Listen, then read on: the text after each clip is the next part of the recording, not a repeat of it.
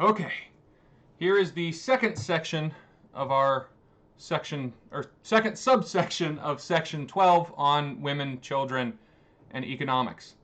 Um, so we're going to start talking about children and human rights. And um, this is a tough one because the definition of child varies by culture and time. Um, and even within a culture and a time, it can vary depending on what exactly you're talking about, right? So here in the United States, my state defines a child for purposes of sex at under 16. The federal government defines a child for purposes of sex and voting and a few other things at 18, and then for drinking at 21, right? So at what point does one stop becoming a child and become an adult? In other countries, their age of you get all your rights to vote and do all those things at 16 or 14. So anybody above that age is considered an adult. But none of them are really perfect. None of them are totally accurate. All of them are going to define some children as adults, and others are going to find adults as children. So it's a difficult thing to figure out where childhood actually ends and adulthood actually begins. But even the UN, even all the children's rights advocates, still maintain that there are some rights that children should be denied, like the right to vote. Okay? There are lots of people who are arguing we should lower the right to vote, especially here in the United States, from 18 to, say, 16. But even that wouldn't allow all children to vote, right? It would just lower the voting age a little bit, not get rid of it entirely. The right to work, right? As adults, we have a right to work a job we're able to work. But in many cases, children aren't allowed to work, even if they want to.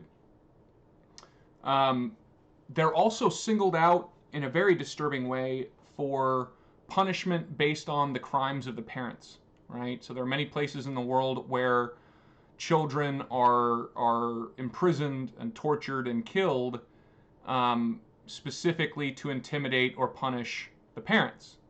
In North Korea, there are certain crimes where not only will you be punished for it for life, but so will your children and grandchildren. There will be 3 generations worth of punishment for your crimes.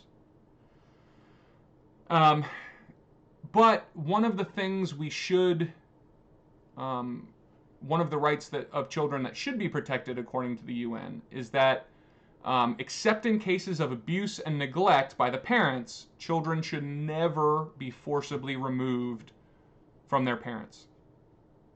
Okay? The only time they should ever be taken away is if the parents have been abusing them or neglecting them. Other than that, parents should always be the first choice for raising their children. Child labor is a very, very big problem around the world. It was a big problem in the United States.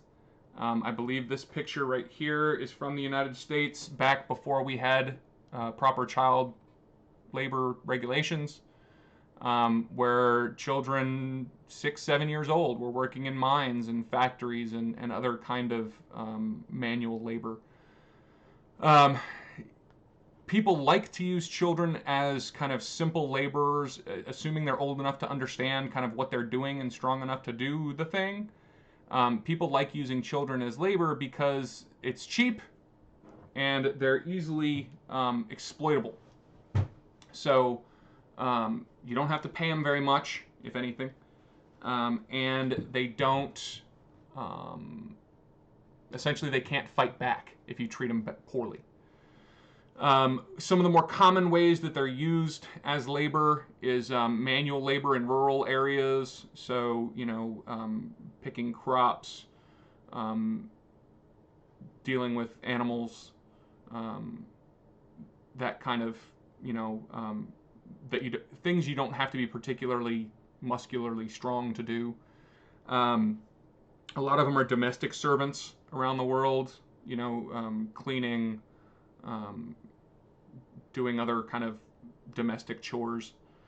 Um, Many of them around the world, and even here in the United States, are kind of illegally worked in family businesses, um, sometimes without any pay at all. So if the family owns a store, they might leave the 10-year-old in charge while they go out, and the 10-year-old is smart enough to, say, oh, you're buying that, that, and that. That'll be, this amount of money. Thank you very much. And then there's bonded labor, where essentially the parents owe a monetary debt to a person or an organization, so they essentially sell their child's labor to pay off that debt. Child soldiers are also a big problem around the world.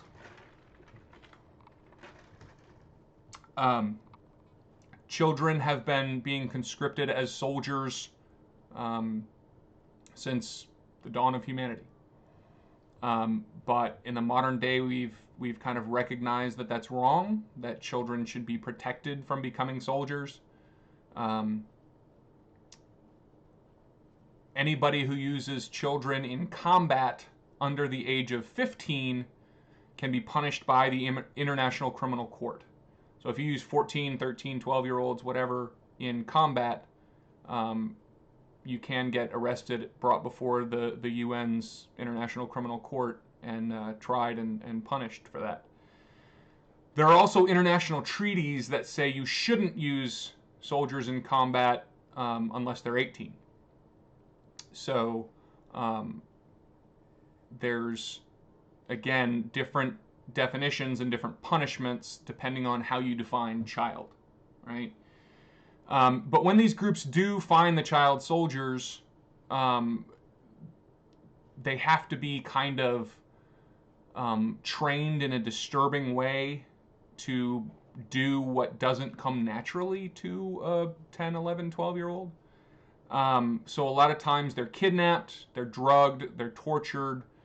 And then the absolute worst thing is when their commanders kind of force them to commit horrible atrocities against their own family, their neighbors, and rape, murder, disfigurement, all kinds of really horrible, horrible stuff. They'll make them commit these acts against their own family or their friends or their neighbors in order to kind of take away their humanity, in order to make them just as sick and disturbing as their commanders. And it helps to make the child less childlike. It turns them into something. It makes them willing to fight. It makes them willing to shoot other people. It makes them willing to do the other horrible things that they're going to be asked to do as soldiers in these kind of cases. Street children, children without parents, without a place to live, just homeless street children. In a lot of places in the world, especially Central and South America, there's an abundance of these kind of homeless orphans who beg and steal and do other things to survive. What's disturbing and scary is that a lot of times local business interests will pay essentially bad guys to kidnap and murder these street children, because these business interests see them as bad for business. Because if there's a lot of dirty, poor, begging children around, customers aren't going to come to where they are. So if we need to get rid of these poor, starving children, let's just kill them and get rid of the bodies. So these businesses will hire hitmen to kidnap and murder these poor orphans trying to beg on the street. similar to genocide and similar to slavery. This is done because these children are seen as other. They're seen as lesser. They're seen as not human. These the local businesses, the hitmen, the most of the culture is able to successfully change these children from children to subhuman, pests, like rats and cockroaches, in their minds, and that allows them to justify A, ignoring them, and then B, ultimately killing them, which is, needless to say, disturbing. Businesses and corporations are increasingly becoming involved in human rights violations, because companies are getting more and more powerful. As they get richer and richer, and there become fewer big ones, companies keep merging and merging and merging and merging. In the United States, there's essentially, 3 car manufacturers. There's 5 companies that run the internet. So we're getting fewer and fewer, more powerful companies as time goes on. This is part of the process of globalization. But that means that businesses, as they gain power, they're learning how to avoid human rights oversight, human rights regulations. One of the ways they do that is with sweatshops. Okay, there are places in the world where they can hire poor people to work for 20 cents an hour to make stuff, right? Plastic consumer goods, clothing, electronic telephone, cell phones and stuff. And they work these poor people, 16 hours a day, 6 or 7 days a week for 20 cents an hour. But it's the only job these people can find, so they're able to do it. And their local governments have no labor regulations or human rights regulations at all, so the companies can get away with it, then ship those products that they made to the United States or Europe or wherever, and sell them at a huge profit because they're paying so little of the cost of manufacturing. There have been cases where private companies, their infrastructure has been threatened in these third world countries. So there was one, I believe it was Shell Gas. They had a bunch of oil fields that were threatened, so they imported arms to give to the local militias to protect their oil fields. And then, of course, these militias did horrible things with these guns. But they've gotten into that kind of arms dealing. And then, of course, there's slavery. There's outright slavery, where companies will either purposefully or turn a blind eye to purchasing raw materials from organizations or groups that employ slavery in their manufacture, whether that's diamond mines in Africa or chocolate mines in South America, or chocolate fields. They straight up use slavery to produce their raw materials that go into their end products, that go into the products that we, as people living in the first world, ultimately consume. And that is an incredibly difficult problem for human rights advocates, because when it's not the government causing the problem, it's much more difficult to identify, it's much more difficult to prosecute. If these companies do have, if a nation state tries to regulate these companies to make them stop doing these things, the company can just move to a different country, right? So if some company in the United States, the United States government tries to regulate what they're doing and say, hey, stop using slavery, they can just say, okay, we'll move to Mexico, or we'll move to Australia, or we'll move to, wherever, and they'll let us get away with it. So they're able to quickly shift capital and resources and become kind of avoid those government restrictions to protect human rights. Poverty is becoming an increasing problem in the first world. Poverty rates are the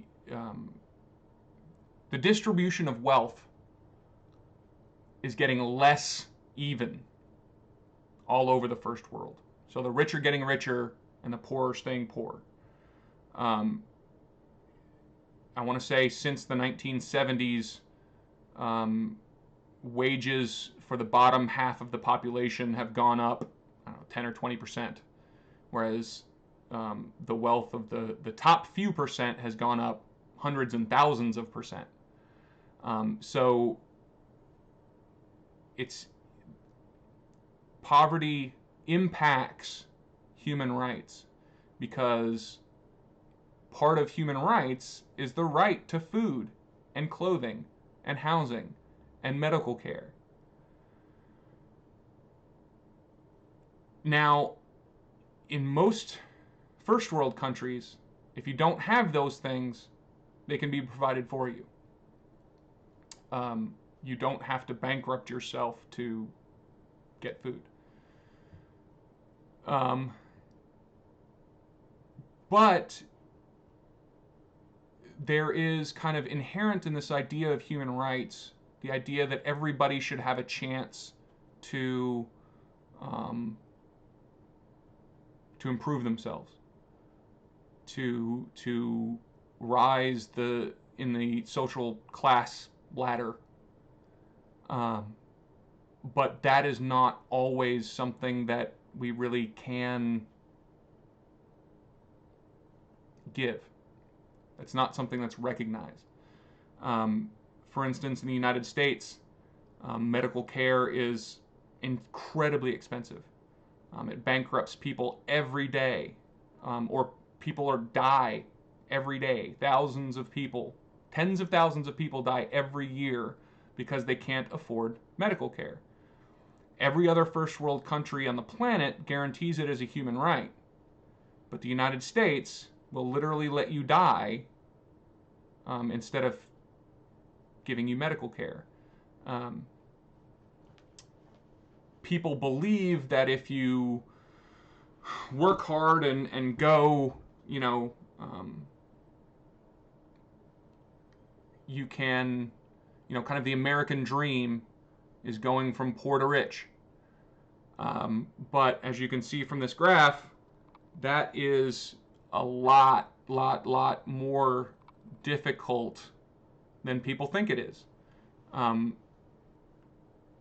Probably the best predictor of whether somebody is going to be rich when they grow up is their zip code.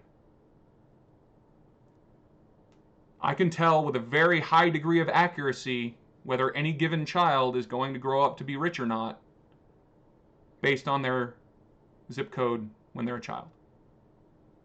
It's not 100% accurate, but it's pretty close. That's disturbing. That is essentially what this boils down to, is the unequal distribution of life chances. We want everybody to have the chance to become the next Einstein, the next Bill Gates, the next, rich, successful, smart, accomplished person. But we're systematically denying those chances to a huge percentage of the population, and that is a human rights issue. it's being made worse by political manipulation of the economic sphere. So recently in the United States, rich people got a huge tax cut, and we put tariffs on imported goods, which essentially taxes poor and middle class Americans. So despite the fact that the distribution of wealth is getting worse and worse and worse, and money is going from the poor to the rich at an incredible rate, our political system is set up to encourage that.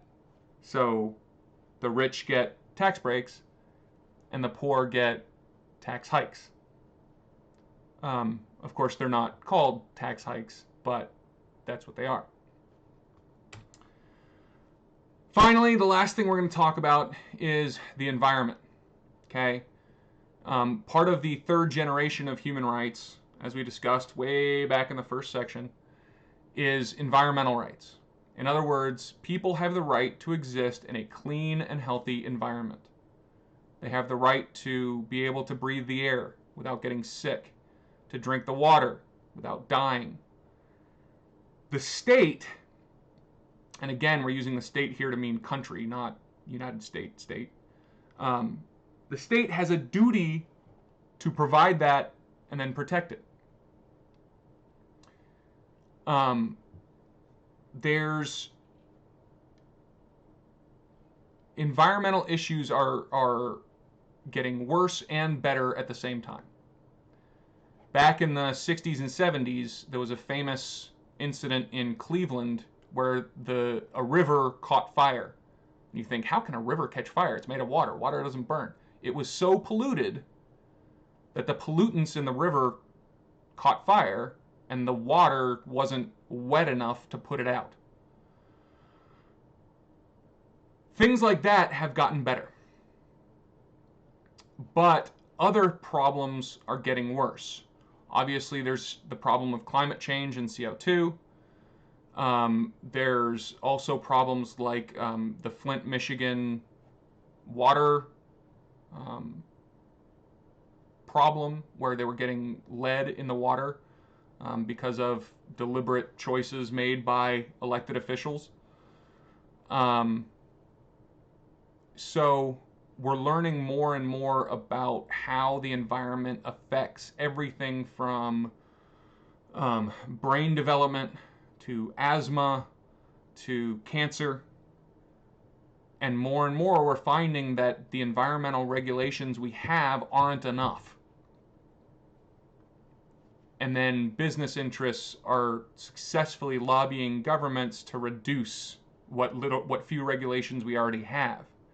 So instead of trying to fix the problems essentially because of short-term economic thinking, politicians are making the problems worse rather than better.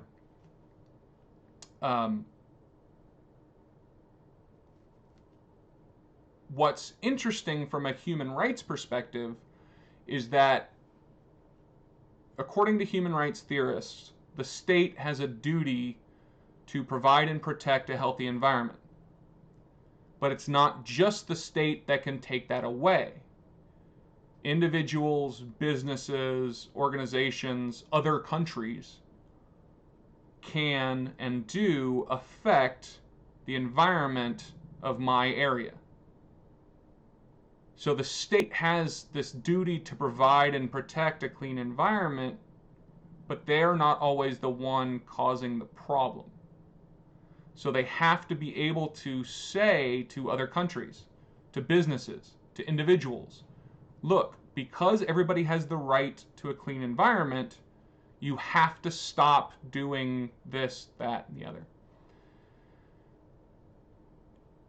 When they don't, when there is some kind of environmental catastrophe, and there have always been environmental catastrophes, but modern day, the problem of modernity is increasing their number and their devastation. when there are environmental catastrophes, they do not impact people evenly. When Hurricane Katrina took out New Orleans, there was a reason that most of the victims were African American. Essentially, it's tied into racism and segregation, and the African Americans were segregated into the parts of the city that were kind of below sea level. That was a purposeful,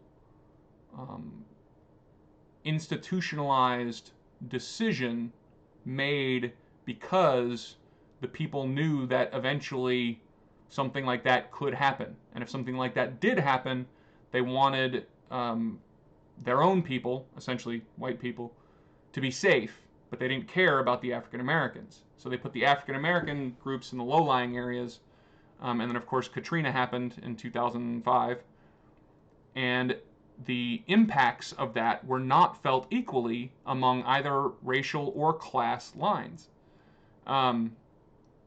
As climate change gets worse, the people affected it's not going to be equal across race and class lines, because we've systematically put poor people and African Americans and Hispanic people in areas that are kind of less desirable to live in. That is going to cause them to be impacted more than rich people, more than white people, more than the powerful groups. So when people use the term environmental racism, they're not trying to say that the environment itself is racist. The environment is completely neutral. The environment doesn't care what color you are, what class you are. But that doesn't mean that environmental catastrophes and environmental problems don't disparately impact poor people, people of color, the people who have less power. It's not a coincidence that the city with the lead in the water, Flint, Michigan, is predominantly poor and predominantly African American. That's not random happenstance that most of the people affected by lead in the water were from those groups. That was a direct result of institutionalized ways of living and culture. But that's the end of section 12. Thank you guys so much for watching.